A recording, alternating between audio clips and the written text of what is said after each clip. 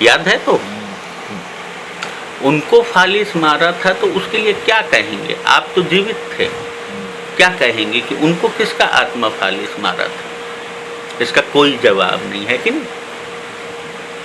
और फालिस मारता है जब दिमाग में किसी नस में जाकर कहीं खून बहुत ज़्यादा प्रवाहित हो, उससे अगर नस फट जाए तब फालिस मारता है। उसको कहते हैं ब्रेन स्ट्रोक होना।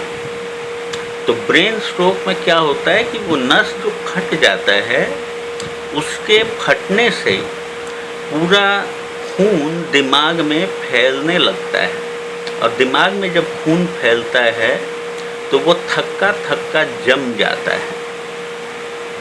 यदि दिमाग के एकदम बीच के हिस्से में वो जमा हो जाए थक्का, तो उसको बचाना आज के भी दिन में किसी भी तरह से मुश्किल है। आपको भी फालिस जो मारा वो ब्रेन स्ट्रोक के चलते। ये तभी होता है जब इंसान के मन में किसी तरह की चिंता रहती है, जिस चीज़ का वो चिंता करता है। अब बात ये है चिंता का कि हो सकता है कि आप ऊपर के मन से सोचते हैं कि हम कोई चिंता नहीं करते हैं, लेकिन आप जानते हैं कि आपके अंदर ऐसी बहुत सारी चीज़ें हैं जिसके लिए आपको चिंता करना है। एक बाप होने के नाते आपको ये चिंता हमेशा सताता है कि आपके बेटे लोग ठीक से अपने पैर पर खड़े नहीं हो पाए हैं, है ना? तो आप जितना भी ऊपर के मन से चिंता को हटाइए, लेकिन वो मन के अंदर काम करता है, क्योंकि आप उनके पिता हैं। आपको इस चीज़ का दुख हमेशा लगेगा, है कि नहीं? रहता है ना ये दुख। और ये चीज़ आपके अवचेतन मन में बैठ गया है, जिसके चलते आपका दिमाग पर ऐसा असर पड़ा था कि रक्त का नस फट गया था। लेकिन आप के ऊपर ईश्वर का आशीर्वाद था कि जो रक्त स्रावित हुआ था वो आपके दिमाग के बीच में नहीं पड़ा, इसलिए आप जीवित हैं और आपको कुछ नहीं हुआ। और आपके अंदर एक जिंदा रहने का चाह है। आप अभी भी ये चाहते हैं कि आप जीवित अवस्था में अपने बच्चों को ऐसा देखकर मरें कि सब अपने पैर पर खड़े हो गए। ये आप ही नहीं, हर पिता ऐसा सोचता है कि नहीं? और जीवन में आप बहुत कष्ट भोगे हैं, अभी भी आप कष्ट भोग रहे हैं। सही कह रहे हैं कि गलत? सही बात है या गलत बात है? अगर रुलाई आए, आप पूरा रो सकते हैं, पूरा रोकर अंदर के सारे दुख को आप निकाल सकते हैं। पूरा दुख निकाल लीजिए। आपको कौन सा कष्ट अभी सबसे ज़्यादा तकलीफ देता है? रोते हैं, रोना आता है तो पूरा रोकर मन के अंदर का सारा दुख मैल निकाल लीजिए।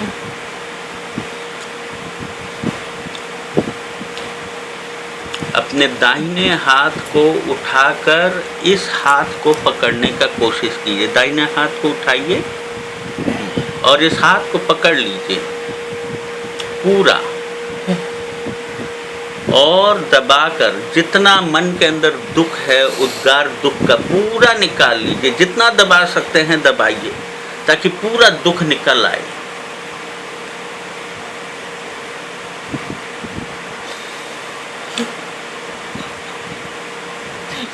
जितना रुलाई आए आप पूरा रो लीजिए।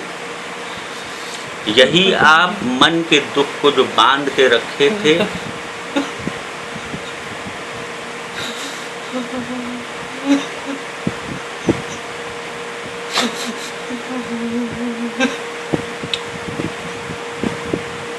आप किस चीज के लिए रो रहे हैं? ये रुलाई किसके लिए है?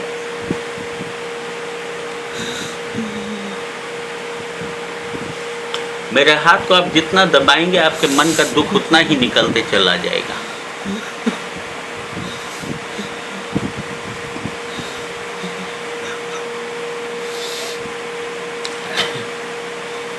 क्या ये रुलाई इसलिए है कि आप जीवन में सफल नहीं हो पाए?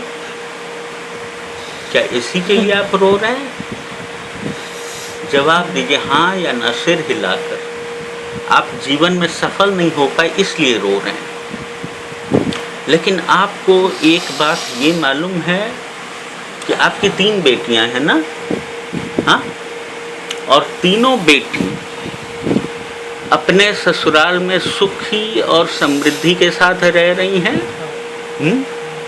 तीनों बेटी आपकी सुखी हैं। एक बाप का फर्ज क्या होता है कि बेटी लोग ससुराल में सुखी रहे, और वो हैं। तीनों बेटी आपकी अपने अपने ससुराल में राज कर रही हैं ना, है कि नहीं? क्या ये गुमान का बात नहीं है? इसके लिए क्या आपके मन में गर्व नहीं है? है, क्योंकि आपने अपने बेटियों को वैसा बनाया था, है कि नहीं? और आपको अपने बेटों के लिए दुख हो सकता है ना? बेटों के लिए दुख है, लेकिन आप ये बताइए कि क्या आप अपने बेटों को सही लाइन में या सही दिशा दिखाने में कोई कमी किए थे? नहीं। अगर आपके अंदर कोई कमी होता है तो आपकी बेटियां भी वैसे ही होती है ना? इसका मतलब कमी ना आप में था ना आपकी पत्नी में। आप लोग का जितना भी सीमित जो भी रोजगार या इनकम था उसके हिसाब से अपने सभी बच्चों को आप उससे अधिक सुख रखें। जितना उस पैसा में रखा जा सकता उससे ज़्यादा सुखी रखें। क्या ये बात आवाज़ गलत बोल रहे हैं? नहीं। बच्चों का जो भी ज़रूरत था जितना हो सका उसको आप पूरा किए, तो आप अपने आप को असफल मानेंगे? नहीं मानेंगे। अगर आपके 2 लड़के जीवन के सही राह से भटक गए हैं तो वो खुद से भटके हैं, उसमें आपका कहीं कोई दोष है? नहीं है। तो क्या उनके लिए आपको ये मालूम है कि आज वो अपना ही काम या अपना ही जीवन चलाने लायक नहीं हैं, है ना? तो आपको वो देख नहीं सकते हैं, है कि नहीं? हाँ, तो आपको क्या उनके ऊपर कोई आशा रखना चाहिए? आशा रखने से ही निराशा मिलेगा, है कि नहीं? और आपको ये भी अच्छी तरह से मालूम है कि आपकी तीनों बेटियां आपको पूरे मन से और दिल से और जान से मानती हैं, है ना? किसी बेटी को आपसे नफरत है? आपको जब भी कोई ज़रूरत हुआ आप जिस बेटी को बोले वो आपको किसी न किसी तरह से सपोर्ट की है। मैं ये नहीं जानता कि आर्थिक मदद आप उनसे लिए हैं कि नहीं, और ये मैं जानना भी नहीं चाहता, लेकिन मानसिक रूप से वो लोग सदैव आपका सपोर्ट की हैं, है ना? इसके लिए आपको खुश होना चाहिए, आपको गर्व होना चाहिए। जो आपको अपने बेटों से आशा था वो आपकी बेटियां कर दिखाई हैं, है कि नहीं? इस चीज़ के लिए आपके मन में पूरा गर्व है, और आप इसी चीज़ के गुमान और गर्व से हमेशा खुश रहेंगे, है कि नहीं? हाँ, बेटे अगर नहीं भी आपके हिसाब से सही कोई रास्ते पर पहुंच पाए या सफल हो पाए, आप ऐसा सोचते हैं। बेटों के मन में दूसरा कुछ था, वो रातों रात चाहते थे जैसे अमीर बन जाएं, करोड़पति बन जाएं, है ना? ऐसा उनका सोच था, लेकिन यह हकीकत में नहीं होता है। और आप उन्हें समझाते हैं तो वो समझने को तैयार नहीं होते, है ना? है कि नहीं? हाँ, क्या वो कभी भी इस बात को समझने को तैयार हुए हैं? नहीं। तो आप जानते हैं कि उनको समझाना बेकार है कि नहीं? तो क्या आप ये प्रयास कभी करेंगे कि उनको समझाएं? नहीं, आपको उनके तरफ नहीं देखना, आप उनके मोहताज नहीं हैं। अगर कोई होगा तो वो आपके प्रति मोहताज होंगे, है ना? है कि नहीं? आपको उनके बारे में कभी नहीं सोचना है। अगर वो आपको कहीं मदद किए तो किए, नहीं तो कभी उनसे कोई आशा मत रखिएगा। आशा से ही निराशा होता है ना? और आप अभी भी इतने सक्षम हैं कि आप चाहें तो आप अभी भी कमाने के लिए अगर तैयार हों तो कहीं ना कहीं आप खोजेंगे तो आपको कोई काम मिल ही जाएगा, है कि नहीं? आप शरीर से असमर्थ नहीं हैं, है ना? आपका जो दाहिने तरफ में फालिस मारा था वो ज़रा सा कमज़ोर था, और आप इस आवाज़ को कल दिखाए थे कि आपका दाहिने हाथ का सिर्फ अंगूठा पूरी तरह से काम नहीं कर रहा है कि नहीं? अब आप अपने अंगूठे के ऊपर, दाहिने हाथ के अंगूठे के ऊपर ध्यान रखिए और आस्ते आस्ते इस हाथ को छोड़िए। आस्ते आस्ते अंगूठे को आप ऊपर उठाने का कोशिश कीजिए।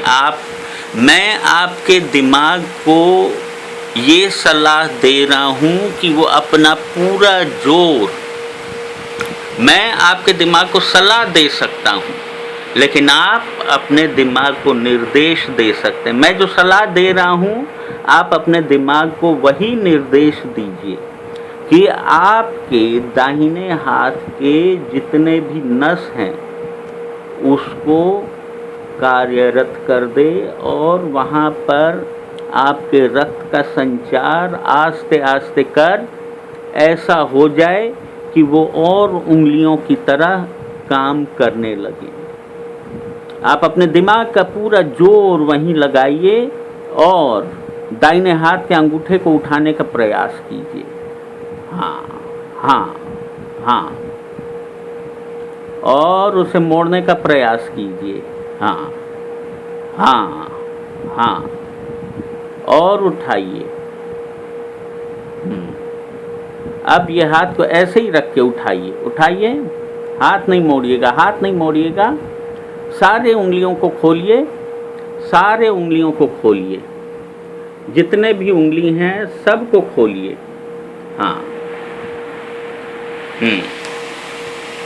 और अंगूठा को मोड़िए, पूरा मोड़िए, अंगूठा को मोड़िए पूरा। पहले अंगूठा मोड़ लीजिए। हाँ, ठीक है ना? ऐसा लग रहा है कि उसमें अलग कुछ और रक्त संचार शुरू हुआ है, लग रहा है? हाँ, हो रहा है ना? और खींचिए, मोड़िए, पहले अंगूठे को मोड़िए।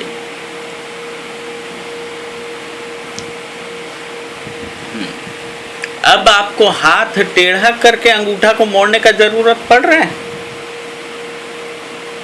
हाँ, हाथ को टेढ़ा करके अंगूठा मोड़ने का जरूरत पड़ रहा है?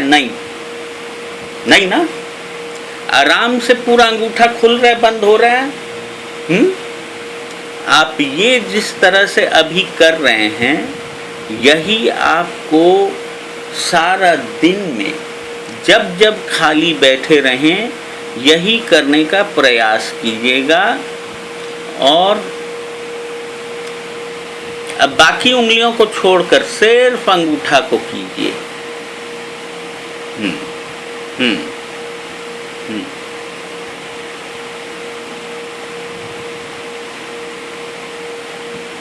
मैं आपके बेटी को बता दूंगा, एक तरह का वो बॉल बना देगी, वो बॉल लेकर उसको हमेशा आप दबाते रहिएगा, मोड़ते रहिए। ऐसा लग रहा है कि उसमें नए तरीके से रक्त का संचार हो रहा है ना? हाँ,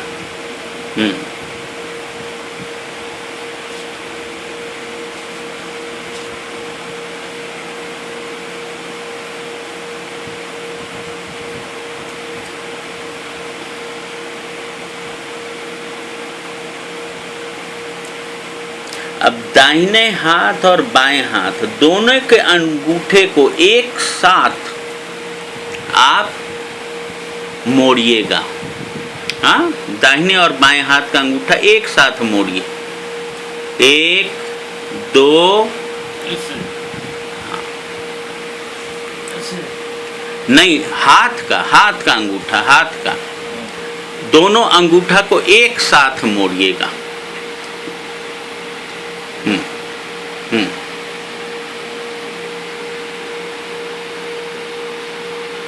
दोनों के काम करने में कहीं भी कोई फर्क लग रहा है?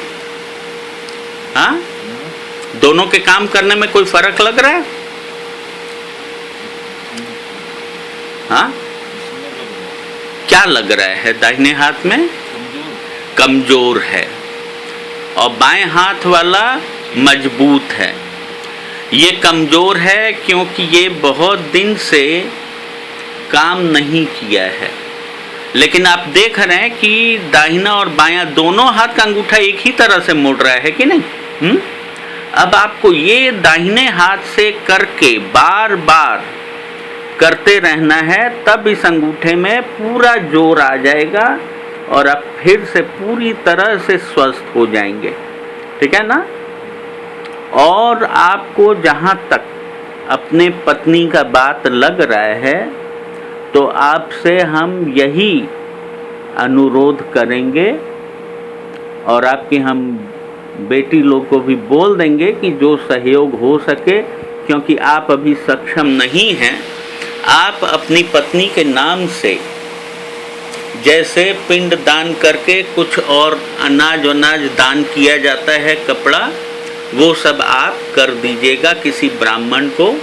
क्योंकि आप जानते हैं जो हम लोग यही पितृपक्ष में देते हैं उसी से हमारे पितृ तृप्त होते हैं, नहीं तो वो साल भर भूखे प्यासे रहते हैं कि नहीं। तो इस साल से आपको हर वर्ष पितृपक्ष में अपनी पत्नी का पिंडदान करना है, उनको जल और अनाज देते रहना है, किसी ब्राह्मण को खिलाकर दान कर देना। ज़्यादा नहीं, एक ही ब्राह्मण को खिलाएंगे और अपनी पत्नी का कपड़ा जो है वो दान देकर कुछ दक्षिणा जैसे हो सके। ठीक है ना? अब आपको हम इस स्थिति में, आज चूंकि जीवन में आप पहला बार आपको सम्मोहित किया गया है, ज़्यादा देर रखने से आपके दिमाग पर थोड़ा दबाव पड़ सकता है, इसलिए आस्ते आस्ते आपको हम जगाएंगे, क्योंकि मेरा कार्य